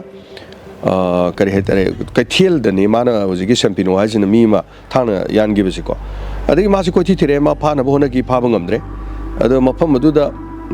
koigi sempino thirak pade miyo ya mana hai tare mafam ma ta e moi swai da leram ba yai na mafam tala kanda adugi chatpa mafam do da koigi Antonio Catano ko Antonio Catano moi gi maron sing ji ko sida mani bag huran ba aduga kari huran ma masa to nupa ma hai tare police na khonguli rakan lambi da ma se yu khar ga ngauri toraga ma si thengna re ba mafam adu da hai tare aduna Antonio Catano jina mo mana wafam khara mo haire ma thengna badu dagi hai tare Antonio Catano jina mana haire sume moi couple ani khagla couple ani do la ko do ai thengnai ai su ure hai no wari khara mana hai do re Antonio Catano jina mana haire sume moi couple ani khagla couple ani do la ko do ai thengnai ai su ure hai no wari khara mana hai do re Philip ko bunu pa masa ma yawi mana hojiki nupi masa do thori pullaga phaba khotpa tawbu da bat na mangon da sui phui ga na tawri adagi Liana na thori na pulli benabu haribu na thori pulli aduga moina mafam amada pugibani aduga mukani yumgi ka amada thami matam aduda Liana na hai aigi padu lawyer mani adu no khoi sel kaya pami sel pige aduga karigino no khoi phajali se khoi bu thadok piu hai ka nang sai gi phaba do hojiki do yauri ba sempino hai bu na ai di sel pam de aduna no kaim da pam de nang pami sine man adai nu pa du da mare nang di na khoi mung manung da hairaga nang thadon ba ya bro nang gi sel pi bang ngam do hai ka na khoi mung di sel pai de ai ni mung pu bani aina thabak khar ga tawjarga de scholarship toro gai like tam jabani khot pani hai adu din nang kana da ba mi ni nang di hatok khar su ya jani ga na moina da mai taw hai tar sidagi di tabanu ngai taw fam lai kai no hai ka nang sai gi sei tra tre khak tangai go pimsa do mokho mokut punjala ka na moina hojiki sampino hai si cinema chu sei tra tre hai tar masing khang da na mongon da su tam thi barep cha thare ai mamang dai na hai jabadu ne khoi gi liki ba tonga masing da yan on nei bagi wari tangkak ani da liki ba mai na hai tar mai na sum hanjan na ma bu masing khang da na rep sa thakira Philip upai le ki di mana laura ga kap ki mana law bu khuding mo na phu ki mo on nei be henjelaki adudagi Antonio hai ba mioi se ma se mafam adu da lakhi bani aduga mahak su hai ri ba thabo do phattaba mirak adu da ma su yaw ki aduna makoi ahum su gre makoi ahum su badu dagi sumaina khara leira kanda on nei re yam tin on nei re makong makut punjandana dagi ma pimro mathong maram khangre adu Philip su makong du saina kanthatana maji satpa baw du makong ji seli te koi kari boy dum tawre hai tare adu matung da moi soro singa to phom dum pulai adai da muksung nga sai Antonio ko bam yawi du sina mo Antonio Matais hai ba sina moi gi lonchi Antonio ani yawi hai tare ma su yawrami punna makoi mi mari sure madugi matung da Philip se hatpana phare puthok pusin da kan de makong sek tena pu baji sunu ngai trena hairam adu benabo hari bisina phu chai ba masi am onai ba toki aduga mafam amada masi putre kitang chathoga aduga kadawne pesa phangdau suna te nu pa ne khoi kai sino ne har makok to nongmai na tong kap thoe makok to dum tang thin so e makok punchai jare adum adagi adu makon do ta kan da Liana na hange kari no jino mai to kanada kapano kari no hangan so na mi ki so kan to kapani ma lei somna kanda Philip somna kanda ka ma da dum thaminang sida koina on nei ma uya punte ni khote ga na adumai na toksale adagi di khar le raga mu Equinardo ko ba miyo ya ma haitare ama mu ko hirame mi ji manga sujele ko Equinardo ko ba miyo ma su boksale asune am thina on nei ki aduna tamangam de ai pa ba ga na ina pa jabada moini yauri ba wari du da ai gi chinjin tamangam de haitare aduna sumaina numit kya ni no moina olese November gi thang mari phaw wala ko da moina numit manga ni haitare tholi ba thodok sidagi numit manga ni senupi masa sida moi manga haitare moi manga si manungda kano si kaktang yaudi Antonio Matai size madi yaudi rep sathaba mas yaudi adu moi marakte di dum punma di dum yauba aduga mokhoi mari madi haitare aduna hanjin pimsa adu maina orpi ne bi bagi thabak si satharami haitare dum sumna numit mangani suki wari puna muskana lirak puno sidai da moi gi ꯑꯩꯅ ꯃꯃꯥꯡꯗ ꯄꯟꯖꯈꯤꯕꯗꯣ Antonio ꯀꯥꯇꯥꯅꯣ ꯍꯥꯏꯕꯁꯦ ꯄꯨꯂꯤꯁꯅ ꯂꯝꯕꯤꯗ ꯌꯣꯡ ꯉꯥꯎꯔ ꯊꯦꯡꯅꯕꯗꯒꯤ ꯐꯥꯔꯒ ꯋꯥꯍꯩꯗꯣ ꯍꯪꯉꯕꯗ yes couple ꯑꯃ ꯊꯦꯡꯅꯩ ꯍꯥꯏꯔ ꯃꯥꯅ ꯋꯥꯔꯤꯁꯤ ꯂꯣꯏ ꯂꯤꯊꯣꯔꯛꯄꯅꯦ ꯑꯗꯨꯅ ꯃꯈꯣꯏꯅ ꯃꯐꯝ ꯑꯗꯨꯗ ꯃꯤꯑꯣꯏ 5ꯅ ꯁꯨꯃꯥꯏꯅ ꯑꯣꯠꯅꯩꯈꯤꯅ ꯍꯥꯏ ꯀꯥꯟꯗ ꯑꯗꯨꯒꯤ ꯋꯥꯔꯤꯗꯨꯅꯦꯕ ꯑꯗꯩ ꯈꯔ ꯂꯩꯔꯀꯥꯟꯗ ꯀꯩꯗꯧꯔꯦ ꯃꯣꯏ ꯄꯨꯟꯅ 5 ꯂꯩꯕꯁꯤꯗꯒꯤ ꯑꯃꯨꯛ ꯁꯦꯝꯄꯤꯅꯣꯅꯁꯨ ꯃꯣꯏ ꯃꯌꯥꯝ ꯂꯩꯕꯁꯤꯗꯒꯤ ꯃꯥ ꯀꯜꯂꯛꯑꯦ ꯅꯨꯄꯤꯁꯤꯒꯤ ꯃꯥ ꯃꯊꯟꯗꯩ ꯑꯃꯨꯛ ꯑꯣꯏꯅꯤꯡꯉꯦ ꯍꯥꯏꯇꯥꯔꯦ ꯅꯣꯏ ꯂꯩꯔꯝꯃꯣ ꯑꯩ ꯉꯥ ꯐꯥꯕ ꯅꯨꯄꯤꯁꯤꯒ ꯆꯠꯂꯨꯒꯦꯅ ꯃꯈꯨꯠ ꯄꯨꯟꯖꯜꯂꯦ ꯅꯨꯄꯤꯁꯤ ꯃꯈꯨꯠ ꯄꯨꯟꯖꯜꯂ ꯅꯨꯃꯤꯠ 5ꯅꯤ ꯁꯨꯔꯀꯥꯟꯗ ꯅꯨꯄꯤꯁꯤ ꯄꯨꯊꯣꯔꯛꯑꯦꯕ ꯃꯥꯅ ꯑꯃꯨꯛ ꯄꯨꯊꯣꯔꯒ ꯃꯥꯅ ꯑꯃꯨꯛ ꯂꯥꯛꯄ ꯀꯥꯟꯗ ꯑꯦꯟꯇꯣꯅꯤꯌꯣꯁꯤ ꯁꯦꯝꯄꯤꯅꯥꯁꯦ ꯃꯥꯁꯤ ꯃꯥꯒꯤ ꯏꯃꯨꯡ ꯃꯅꯨꯡꯅ ꯀꯩ ꯅꯪ ꯀꯗꯥꯏ ꯂꯩꯒꯦ ꯅꯨꯃꯤꯠ 4 5ꯅꯤ ꯍꯧꯖꯤꯛ ꯐꯥꯎꯕ ꯀꯗꯥꯏꯗꯅꯣ ꯅꯪꯅ ꯀꯩꯅꯣ ꯇꯧꯔꯤꯁꯦꯅ ꯍꯪꯉꯦꯕ ꯑꯁ ꯑꯩ ꯅꯨꯄꯤ ꯑꯃ ꯄꯣꯔꯛꯑꯦ ꯑꯩ ꯒꯔꯜ ꯐ꯭ꯔꯦꯟꯅꯤ ꯁꯤ ꯀꯥꯏꯅ ꯃꯥꯅ ꯎꯍꯜꯂꯝꯃꯦ ꯃꯣꯏ ꯌꯨꯝꯗꯨꯁꯨ ꯖꯪꯒꯜ ꯑꯗꯥꯏꯗ ꯂꯩꯕ ꯍꯥꯏꯇꯥꯔꯦ ꯕ꯭ꯔꯥꯖꯤꯜꯒꯤ ꯃꯐꯝꯗꯨ ꯃꯅꯥꯎ ꯅꯨꯄꯥ ꯑꯃꯅꯁꯨ ꯎꯏ ꯍꯥꯏ ꯑꯗꯨ ꯃꯇꯝꯗꯨꯗ ꯃꯥꯅ ꯀꯣꯏꯂꯥꯎ ꯂꯥꯎ ꯇꯥꯔꯒꯗꯤ ꯁꯦꯝꯄꯤꯅꯣꯅ ꯃꯉꯣꯟꯗ ꯑꯃꯨꯛ ꯊꯥꯡꯅꯒ ꯊꯤꯜꯂꯛꯀꯗ꯭ꯔꯥ ꯌꯥꯜꯂꯛꯀꯗ꯭ꯔꯥꯅ ꯉꯁꯥꯏ ꯁꯦꯝꯄꯤꯅꯣꯁꯤ ꯊꯥꯡ ꯑꯁꯥꯡꯕ ꯑꯃ ꯄꯥꯏ ꯍꯥꯏꯕꯗꯣ ꯑꯗꯨꯝ ꯄꯥꯏꯌꯦꯕ ꯊꯥꯡꯁꯦ ꯃꯥꯁꯤ ꯃꯐꯝꯗ ꯆꯦꯟꯈ꯭ꯔꯁꯤꯔꯅꯦ ꯈꯟ ꯀꯥꯟꯗ ꯑꯁ ꯆꯦꯟꯈ꯭ꯔꯒ ꯑꯃꯨꯛ ꯃꯥꯅ ꯇꯥꯟꯅꯔ ꯊꯥꯡ ꯌꯥꯜꯂꯗꯤ ꯀꯥꯏꯅ ꯈꯜꯂꯒ ꯃꯥꯁꯤ ꯁꯨꯝ ꯈꯟꯖꯥꯟꯅꯔꯒ ꯂꯩ ꯍꯥꯏꯇꯥꯔꯦ ꯑꯗꯣ ꯃꯣꯏ ꯏꯃꯨꯡ ꯃꯅꯨꯡꯒꯤ ꯃꯤꯅꯁꯨ ꯎꯔꯕꯅꯤꯅ ꯄꯨꯂꯤꯁꯇꯒ ꯄꯥꯎ ꯄꯤꯔꯒ ꯊꯥꯗꯣꯔꯛꯀꯗ꯭ꯔꯥ ꯍꯥꯏꯁꯨ ꯈꯟꯕ ꯊꯧꯔꯤ ꯑꯃꯁꯨ ꯄꯨꯟꯕꯅꯤꯅ ꯑꯗꯩꯗꯤ ꯑꯃꯨꯛ ꯀꯩꯅꯣꯁꯤꯅ ꯁꯦꯝꯄꯤꯅꯣꯅ ꯃꯥꯅ ꯍꯥꯏꯌꯦ ꯃꯥꯁꯦ ꯑꯁ ꯀꯥꯟꯅꯗ꯭ꯔꯦꯗ ꯍꯧꯖꯤꯛꯇꯤ ꯅꯨꯃꯤꯠ 4 5ꯅꯤꯁꯨ ꯑꯣꯠꯂꯦ ꯑꯗꯨꯅ ꯕꯁꯀꯤ ꯁ꯭ꯇꯦꯟꯐꯧ ꯄꯨꯔꯒ ꯕꯁ ꯑꯃꯗ ꯅꯪ ꯅꯌꯨꯝꯗ ꯆꯠꯂꯣꯅ ꯊꯥꯗꯣꯛꯈ꯭ꯔꯒꯦꯅ ꯃꯥꯅ ꯈꯜꯂꯦ ꯑꯗꯨ ꯃꯥꯅ ꯊꯥꯗꯣꯛꯈ꯭ꯔꯒꯦꯅ ꯈꯟꯕꯁꯦ ꯑꯃꯨꯛ ꯀꯩꯗꯧꯔꯦ ꯅꯨꯄꯤꯗꯨꯅ ꯃꯁꯛ ꯂꯣꯏ ꯈꯪꯈ꯭ꯔꯕꯅꯤꯅ ꯍꯌꯦꯡ ꯄꯨꯂꯤꯁꯇ ꯂꯣꯏ ꯇꯥꯛꯊꯣꯛꯑꯀꯥꯟꯗ ꯐꯥꯔꯛꯑꯗꯤꯅ ꯈꯜꯂꯦꯕ ꯑꯗꯨ ꯁꯤꯒꯤ ꯃꯔꯛꯁꯤ ꯌꯧꯔꯀꯥꯟꯗ ꯃꯣꯏꯒꯤ ꯃꯔꯛꯇ ꯃꯤ ꯀꯥꯏꯅꯔꯤꯁꯤ ꯀꯔꯤꯒꯤꯅꯣꯅ ꯍꯥꯏꯕ ꯋꯥꯔꯤ ꯑꯃ ꯂꯥꯛꯑꯦ ꯄꯨꯂꯤꯁꯀꯤ ꯃꯅꯥꯛꯇ ꯂꯥꯛꯏꯁꯤ ꯉꯁꯥꯏꯒꯤ ꯑꯦꯟꯇꯣꯅꯤꯌꯣ ꯀꯥꯇꯥꯅꯣꯁꯦ ꯃꯥꯅ ꯍꯥꯏ ꯀꯥꯟꯗ ꯑꯍꯥꯟꯕꯗ ꯃꯃꯥ ꯃꯄꯥꯅ ꯀꯣꯏꯊꯤ ꯊꯤꯕ ꯍꯧꯔꯛꯄ ꯐꯥꯝꯗꯒ ꯊꯤꯕ ꯍꯧꯔꯛꯄꯩꯗꯣ ꯑꯗ ꯄꯨꯂꯤꯁꯅ ꯊꯤꯔꯦ ꯍꯥꯏꯕ ꯄꯥꯎꯗꯣ ꯂꯥꯛꯄꯗꯤ ꯃꯣꯏꯁꯦ ꯈꯤꯇꯪ ꯆꯥꯏꯊꯣꯛꯅꯔꯛꯄꯅꯤ ꯆꯥꯏꯊꯣꯛꯅꯔꯛꯄꯗ ꯅꯠꯇꯅ ꯑꯗꯨꯒꯤ ꯄꯥꯎꯗꯨ ꯁꯦꯝꯄꯤꯅꯣꯅ ꯇꯥꯕꯗꯒꯤ ꯑꯦꯁ ꯄꯨꯂꯤꯁꯅ ꯊꯤꯔꯛꯑꯗꯤ ꯌꯨꯝꯗ ꯁꯣꯏꯗꯅ ꯑꯩꯕꯨ ꯍꯪꯉꯝꯃꯅꯤ ꯍꯥꯏ ꯀꯥꯟꯗ ꯍꯪꯁꯨ ꯍꯪꯉꯝꯃꯦ ꯉꯁꯥꯏ ꯀꯩꯅꯣ ꯍꯥꯏ ꯀꯥꯟꯗ ꯊꯥꯡ ꯄꯥꯏꯔꯒ ꯃꯥꯅ ꯃꯤꯒꯤ ꯀꯩꯅꯣꯗꯨ ꯊꯥꯡ ꯊꯤꯟꯗꯠꯂꯨꯕꯗꯨ ꯃꯃꯥꯡꯗ ꯃꯥꯅ ꯊꯥꯡ ꯁꯤꯖꯤꯟꯅꯔꯒ ꯖꯪꯒꯜꯗꯨꯗ ꯃꯤ ꯑꯃ ꯀꯩꯊꯦꯜꯗ ꯍꯥꯠꯈꯤꯕ ꯂꯩꯕꯅꯤꯅ ꯃꯥ ꯌꯥꯎꯔꯝꯒꯅꯤꯅ ꯃꯌꯨꯝꯗ ꯄꯨꯂꯤꯁꯅ ꯊꯤꯕ ꯂꯥꯛꯑꯝꯃꯦ ꯍꯥꯏꯕ ꯑꯗꯨꯒꯤ ꯄꯣꯠꯇꯨ ꯂꯩꯔꯕꯅꯤꯅ ꯀꯩꯗꯧꯔꯨꯅꯤ ꯁꯤꯗꯤ ꯃꯥꯅꯁꯨ ꯂꯣꯏ ꯈꯪꯉ ꯃꯥ ꯂꯣꯏ ꯍꯥꯏꯗꯣꯛꯈ꯭ꯔꯅꯤ ꯍꯌꯦꯡ ꯕꯦꯔꯥ ꯑꯣꯏꯔꯅꯤꯅ ꯇꯨꯔꯦꯟ ꯃꯄꯥꯟꯗ ꯑꯃꯨꯛ ꯄꯨꯔ ꯂꯥꯛꯑꯦ ꯑꯗꯨꯒ ꯇꯨꯔꯦꯟ ꯃꯄꯥꯟꯗ ꯆꯠꯂꯒ ꯑꯩꯈꯣꯏ ꯂꯩꯐꯝꯗꯨ ꯆꯠꯁꯦꯅ ꯄꯨꯔ ꯂꯥꯛꯑꯦ ꯑꯗꯨꯒ ꯅꯪ ꯃꯥꯡ ꯊꯥꯔꯦ ꯅꯨꯄꯤꯁꯤꯅ ꯃꯥꯁꯦ ꯍꯧ ꯊꯥꯅ ꯆꯦꯟꯈ꯭ꯔꯒꯦꯁꯨ ꯑꯃꯨꯛ ꯈꯜꯂꯦ ꯑꯗꯨ ꯃꯥ ꯆꯦꯟꯕꯗꯤ ꯉꯝꯗ꯭ꯔꯦ ꯑꯗꯨ ꯃꯥꯅ ꯂꯤꯌꯥꯅꯥ ꯅꯃꯥꯏ ꯑꯣꯟꯊꯣꯔꯛꯑꯣ ꯍꯥꯏ ꯅꯃꯥꯏ ꯁꯛ ꯑꯣꯟꯊꯣꯔꯛꯑꯒ ꯃꯥꯏ ꯉꯁꯥꯏ ꯊꯥꯡ ꯑꯁꯥꯡꯕꯗꯣ ꯑꯗꯨꯅ ꯁꯥꯠꯅ ꯆꯤꯡꯕꯅꯦ ꯃꯉꯛꯁꯤꯗꯩꯗ ꯃꯉꯛꯁꯦ ꯀꯥꯔꯒ ꯂꯩꯃꯥꯏꯗ ꯇꯥꯏ ꯋꯥꯔꯤꯁꯤꯗ ꯌꯥꯎꯔꯝꯃꯅꯤ ꯃꯣꯏꯅ ꯀꯣꯟꯅ ꯄꯨꯂꯤꯁ ꯏꯟꯚꯦꯁꯇꯤꯒꯦꯁꯟꯅ ꯀꯃꯥꯏꯅ ꯍꯥꯠꯂꯤ ꯈꯣꯠꯂꯤ ꯍꯥꯏꯕ ꯀꯥꯟꯗꯣ ꯍꯥꯏꯇꯥꯔꯦ ꯑꯗꯨꯗꯤ ꯃꯥꯁꯤ ꯃꯉꯛꯁꯦ ꯀꯥꯔ ꯏꯁꯤ ꯄꯤꯔꯤ ꯀꯥꯞꯄꯤꯉꯩꯗ ꯎꯞꯄꯒ ꯁꯤꯠꯂꯒ ꯆꯠꯄ ꯉꯝꯅꯕ ꯂꯤꯌꯥꯅꯥꯁꯤ ꯆꯠꯂꯤ ꯍꯥꯏꯕ ꯑꯗꯩꯗ ꯍꯧꯖꯤꯛꯀꯤ ꯁꯦꯝꯄꯤꯅꯣ ꯍꯥꯏꯁꯤꯅ ꯃꯥꯗꯤ ꯊꯥꯡ ꯑꯁꯥꯡꯕ ꯄꯥꯏꯕ ꯑꯗꯨꯅ ꯃꯥꯏ ꯃꯁꯥꯁꯤꯗ ꯊꯥꯡꯁꯤꯅ 15 times ꯍꯥꯏꯇꯥꯔꯦ ꯆꯕꯠ 15 times ꯃꯥꯅ ꯊꯥꯡꯅ ꯌꯥꯜꯂꯦ ꯆꯠꯄ ꯉꯝꯗ꯭ꯔꯦ ꯂꯣꯏꯔꯦꯗꯅ ꯑꯗꯨꯗꯤ ꯊꯥꯡꯅ ꯑꯃꯨꯛ ꯌꯥꯝꯃꯗꯤ ꯀꯗꯥꯏꯅꯣ 35 ꯌꯥꯜꯂꯗꯤ ꯂꯣꯏꯔꯦ ꯑꯗꯨꯗꯒꯤ ꯃꯃꯥꯏꯁꯤ ꯎꯔꯀꯥꯟꯗ ꯃꯥꯅꯤ ꯈꯪꯈꯤꯅꯦꯅ ꯑꯃꯨꯛ ꯅꯨꯡ ꯑꯃ ꯀꯣꯏꯊꯤ ꯊꯤꯔꯦ ꯑꯗꯥꯏꯗꯤ ꯅꯨꯡ ꯑꯆꯧꯕ ꯃꯆꯥ ꯑꯃ ꯊꯤ ꯑꯆꯧꯕ ꯊꯤ ꯃꯆꯥ ꯑꯃ ꯊꯤ ꯑꯆꯧꯕ ꯊꯥꯡ ꯉꯝꯗꯦ ꯑꯗꯩ ꯈꯔ ꯃꯆꯥ ꯑꯃ ꯄꯥꯏꯔꯒ ꯇꯧꯔꯒ ꯃꯃꯥꯏꯗꯨ ꯁꯨꯖꯜꯂꯦ ꯃꯃꯥꯏꯗꯨ ꯃꯁꯛ ꯈꯪꯗꯅꯕ ꯍꯥꯏꯇꯥꯔꯦ ꯌꯥꯝ ꯇꯝꯊꯤꯅ ꯍꯥꯠꯂꯒ ꯍꯨꯟꯇꯣꯛꯑꯝꯃꯦ ꯑꯗꯩ ꯃꯥꯁꯨ ꯑꯗꯨꯗꯒꯤ ꯆꯠꯈ꯭ꯔꯦ ꯃꯣꯏ ꯄꯥꯎꯁꯤ ꯑꯃꯨꯛ ꯇꯝꯃꯨꯔꯦ ꯃꯊꯪ ꯃꯣꯏ ꯈꯔ ꯂꯩꯔꯝꯕꯗꯨꯗ ꯄꯨꯂꯤꯁꯅ ꯀꯣꯏꯊꯤ ꯊꯤꯔꯦ ꯈꯣꯠꯂꯦ ꯍꯥꯏꯕ ꯄꯥꯎꯗꯣ ꯂꯥꯛꯈ꯭ꯔꯦ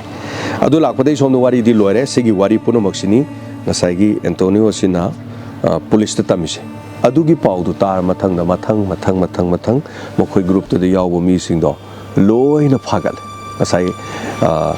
ꯑꯦꯟꯇꯣꯅꯤꯌꯣꯁꯤ ꯐꯥꯔꯕꯅꯤꯅ ꯑꯦꯟꯇꯣꯅꯤꯌꯣ ꯃꯈꯣꯏ ꯂꯩꯕꯅꯤ ꯃꯣꯏ ꯀꯔꯤ ꯊꯤꯕ ꯋꯥꯔꯨꯅꯤꯒꯦ ꯑꯦꯟꯇꯣꯅꯤꯌꯣ ꯀꯥꯇꯥꯅꯣ ꯑꯗꯣ ꯉꯁꯥꯏꯒꯤ ꯑꯃ ꯌꯥꯎꯕꯗꯨꯅ ꯑꯦꯟꯇꯣꯅꯤꯌꯣ ꯃꯥꯇꯥꯏꯁ ꯍꯥꯏꯕ ꯑꯗ ꯃꯥꯅꯁꯨ ꯍꯥꯏꯔꯦ ꯑꯦꯟꯇꯣꯅꯤꯌꯣ ꯃꯥꯇꯥꯏꯁꯇꯤ ꯔꯦꯞ ꯇꯧꯕ ꯌꯥꯎꯗꯦ ꯍꯥꯏꯔꯦꯕ ꯃꯣꯏ ꯂꯣꯏꯅ ꯐꯥꯔꯦ ꯑꯗꯨꯒꯤ ꯃꯇꯨꯡꯗ ꯌꯥꯝ ꯅꯨꯡꯉꯥꯏꯕ ꯍꯥꯏꯒꯗ꯭ꯔꯥ ꯀꯔꯤꯅꯣ ꯀꯣꯔꯠꯅ ꯃꯈꯣꯏꯒꯤ ꯄꯤꯔꯛꯄ ꯀꯣꯔꯠꯀꯤ ꯕ꯭ꯔꯥꯖꯤꯜꯒꯤ ꯀꯣꯔꯠꯅ ꯃꯣꯏꯗ ꯄꯤꯔꯛꯄ ꯆꯩꯔꯥꯛꯁꯤꯗꯤ ꯑꯔꯣꯏꯕꯅꯤ ꯀꯣꯔꯠꯀꯤ ꯁꯦꯟꯇꯦꯟꯁꯀꯤ ꯑꯩꯈꯣꯏꯒꯤ ꯀꯩꯅꯣꯁꯦ ꯍꯥꯏꯇꯥꯔꯦ ꯆꯍꯤ 113 ꯆꯍꯤ 110 ꯑꯗꯨꯒ 193 ꯃꯤ ꯑꯃꯃꯝꯗ ꯄꯤꯌꯦ ꯂꯣꯏꯅꯃꯛ ꯑꯗꯨꯒ ꯈ꯭ꯋꯥꯏꯗꯒꯤ ꯉꯛꯏꯗꯤ ꯑꯃꯨꯛ ꯀꯩꯗꯧꯔꯒꯦꯗ ꯉꯁꯥꯏꯒꯤ ꯅꯨꯄꯥ ꯃꯆꯥꯁꯦ ꯁꯦꯝꯄꯤꯅꯣ ꯍꯥꯏꯔꯤꯕꯁꯤ ꯃꯥꯁꯦ ꯃꯥꯒꯤ ꯃꯔꯥꯜꯒꯤ ꯃꯇꯨꯡ ꯏꯟꯅ ꯃꯉꯣꯟꯗ ꯄꯤꯒꯗꯕ ꯆꯩꯔꯥꯛꯁꯤ ꯃꯤ ꯑꯇꯩꯁꯤꯗ ꯌꯥꯎꯔꯤꯗꯨ ꯆꯍꯤꯗꯣ 53 ꯂꯣꯏ ꯍꯦꯟꯕꯅꯤ나 ꯆꯍꯤ 110 120 190 ꯄꯤꯔꯦꯕ ꯑꯗꯨꯅ ꯉꯁꯥꯏꯒꯤ ꯁꯦꯝꯄꯤꯅꯣꯁꯤ ꯃꯥꯁꯤ ꯃꯉꯣꯟꯗ ꯄꯤꯕ ꯀꯩꯅꯣꯁꯤ ꯑꯣꯟꯂꯤ ꯆꯍꯤ 53 ꯁꯨꯗꯕꯗꯤ ꯍꯥꯏꯇꯥꯔꯦ ꯃꯥꯂꯦꯝꯒꯤ ꯑꯣꯏꯅ ꯆꯞ ꯃꯥꯟꯅꯩ ꯆꯍꯤ 53 ꯁꯨꯗꯕ ꯃꯤꯁꯤꯡꯗ ꯄꯅꯤꯁꯃꯦꯟ ꯄꯤꯕꯒꯤ ꯆꯥꯡ ꯀꯩꯅꯣꯁꯤ ꯂꯣꯏ ꯃꯥꯟꯅꯩ ꯍꯥꯏꯇꯥꯔꯦ ꯑꯗꯨꯅ ꯆꯍꯤ 3 ꯈꯛ ꯃꯥꯏ ꯖꯦꯜꯗ ꯂꯩꯕ ꯑꯗꯨꯒ ꯂꯦꯝꯍꯧꯔꯤꯕ ꯃꯥꯅ ꯆꯍꯤ 12 ꯍꯦꯛ ꯁꯨꯔꯛꯄ ꯃꯇꯝꯗ ꯆꯍꯤ 53 ꯑꯣꯏꯗꯦ ꯃꯣꯏꯒꯤꯅ ꯆꯍꯤ 12 ꯍꯦꯛ ꯁꯨꯔꯛꯄ ꯃꯇꯝꯗ ꯃꯥꯁꯤ ꯄꯨꯟꯁꯤ ꯆꯨꯞꯄꯒꯤ ꯑꯣꯏꯅ ꯑꯩꯈꯣꯏꯒꯤ ꯁꯥꯏꯀꯣꯂꯣꯖꯤ ꯑꯗꯨꯒꯨꯝꯕ ꯗꯤꯄꯥꯔꯠꯃꯦꯟ ꯑꯃꯗ ꯂꯩꯅꯅꯕ ꯑꯩꯈꯣꯏꯒꯤ ꯏꯟꯗꯤꯌꯥꯒꯤꯗ ꯍꯥꯏꯔꯒꯅ ꯕꯥꯜ ꯁꯨꯙꯥꯔ ꯘꯔ ꯍꯥꯏꯇꯥꯔꯦ ꯅꯨꯡꯉꯥꯏꯈ꯭ꯔ ꯄꯣꯠ ꯑꯩꯅ ꯋꯥꯔꯤ ꯂꯤꯔꯗꯤ ꯒꯥꯔꯤꯁꯦ ꯆꯠꯈꯠꯂꯗꯧꯅꯤ ꯁ꯭ꯇꯨꯗꯤꯑꯣ ꯀꯣꯟꯅꯗ꯭ꯔꯕꯅꯤꯅ ꯁ꯭ꯇꯨꯗꯤꯑꯣ ꯁꯥꯡꯉꯝꯗ꯭ꯔꯦ ꯁ꯭ꯇꯨꯗꯤꯑꯣ ꯁꯥꯔꯒ ꯂꯤꯔꯒꯦꯅ ꯇꯣꯛꯎꯔꯕꯅꯤ ꯂꯤꯔꯨꯗ꯭ꯔꯕꯅꯤ ꯑꯩꯅ ꯋꯥꯔꯤꯁꯦ ꯂꯤꯐꯝ ꯂꯩꯖꯗꯗꯅ ꯀꯣꯝꯂꯥ ꯃꯈꯣꯡꯁꯤꯗ ꯂꯤꯔꯤꯅ ꯇꯧꯔꯤꯁꯦ ꯑꯗꯨꯅ ꯉꯁꯥꯏꯒꯤ ꯆꯍꯤ 12 ꯁꯨꯔꯀꯥꯟꯗ ꯃꯣꯏꯒꯤ ꯑꯩꯈꯣꯏ ꯁꯣꯝ ꯏꯟꯗꯤꯌꯥꯒꯤ ꯍꯥꯏꯔꯒꯅ ꯕꯥꯜ ꯁꯨꯙꯥꯔ ꯘꯔ ꯑꯗꯨꯒꯨꯝꯕ ꯑꯃꯗ ꯊꯝꯃꯣ ꯀꯌꯥꯝ ꯀꯨꯏꯅ ꯃꯄꯨꯟꯁꯤ ꯆꯨꯞꯄ ꯊꯝꯃꯣ ꯍꯥꯏꯕ ꯑꯗꯣ ꯄꯦꯟꯗꯦꯀꯣ ꯃꯉꯣꯟꯗ ꯑꯩꯈꯣꯏꯒꯤ ꯁꯦꯟꯇꯦꯟꯁ ꯇꯨ ꯗꯦꯠ ꯁꯤꯕꯒꯤ ꯆꯩꯔꯥꯛꯇꯨꯗꯤ ꯄꯤꯗꯦ ꯍꯥꯏꯇꯥꯔꯦ ꯑꯗꯨꯕꯨ ꯃꯣꯏ ꯑꯇꯩ ꯂꯩꯔꯤꯁꯤꯡꯗꯣ ꯂꯣꯏꯅ ꯆꯍꯤ ꯄꯤꯈꯤ ꯌꯥꯝ ꯄꯤꯈꯤ ꯑꯗꯨꯒ ꯉꯁꯥꯏꯒꯤ ꯑꯦꯟꯇꯣꯅꯤꯑꯣ ꯃꯥꯇꯥꯏꯁ ꯍꯥꯏꯕ ꯅꯨꯄꯥꯗꯣ ꯑꯗꯨꯅ ꯑꯣꯟꯂꯤ 6 year ꯍꯥꯏꯇꯥꯔꯦ ꯃꯉꯣꯟꯗꯅ ꯁꯨꯞꯅꯇꯒꯤ ꯆꯍꯤ 3 ꯈꯛ ꯄꯤꯈꯤ ꯀꯩꯒꯤꯅꯣ ꯍꯥꯏꯀꯥꯟꯗ ꯃꯥꯗꯤ ꯔꯦꯞ ꯆꯠꯊꯕꯗꯨ ꯌꯥꯎꯈꯤꯗꯦꯕ ꯑꯗꯨꯒ ꯊꯧꯑꯣꯡꯗꯨꯗꯤ ꯌꯥꯎꯈꯤ ꯍꯥꯏꯇꯥꯔꯦ ꯑꯗꯣ ꯉꯁꯤꯒꯤ ꯇꯥꯡꯀꯛꯁꯤ ꯇꯥꯔꯒ ꯑꯗꯣꯝꯒꯤ ꯊꯃꯣꯏꯗ ꯀꯔꯤ ꯐꯥꯎꯕꯤꯕꯒꯦ ꯇꯝꯖꯅꯤꯡꯉꯤ ꯋꯥꯐꯝꯗꯤ ꯑꯩꯈꯣꯏꯅ ꯀ꯭ꯔꯥꯏꯝꯒꯤ ꯋꯥꯔꯤ ꯂꯤꯔꯀꯥꯟꯗ ꯃꯗꯨ ꯃꯇꯧ ꯇꯝꯅꯅꯕ ꯅꯠꯇꯦꯕ ꯅꯤꯟꯗꯥ ꯇꯧꯅꯅꯕꯅꯦꯕ ꯃꯇꯧ ꯇꯝꯅꯅꯕ ꯁꯨꯡꯅ ꯅꯠꯇꯦ ꯑꯗꯨꯅ ꯁꯣꯁꯤꯌꯦꯜ ꯃꯦꯗꯤꯌꯥꯗ ꯑꯗꯨ ꯃꯀꯨꯕꯣꯛꯅ ꯃꯃꯧ ꯅꯨꯄꯤ ꯔꯦꯞ ꯆꯠꯊꯔꯦꯌꯦ ꯑꯗꯩ ꯌꯨꯝꯊꯪꯅꯕꯒꯤ ꯃꯧꯗꯨ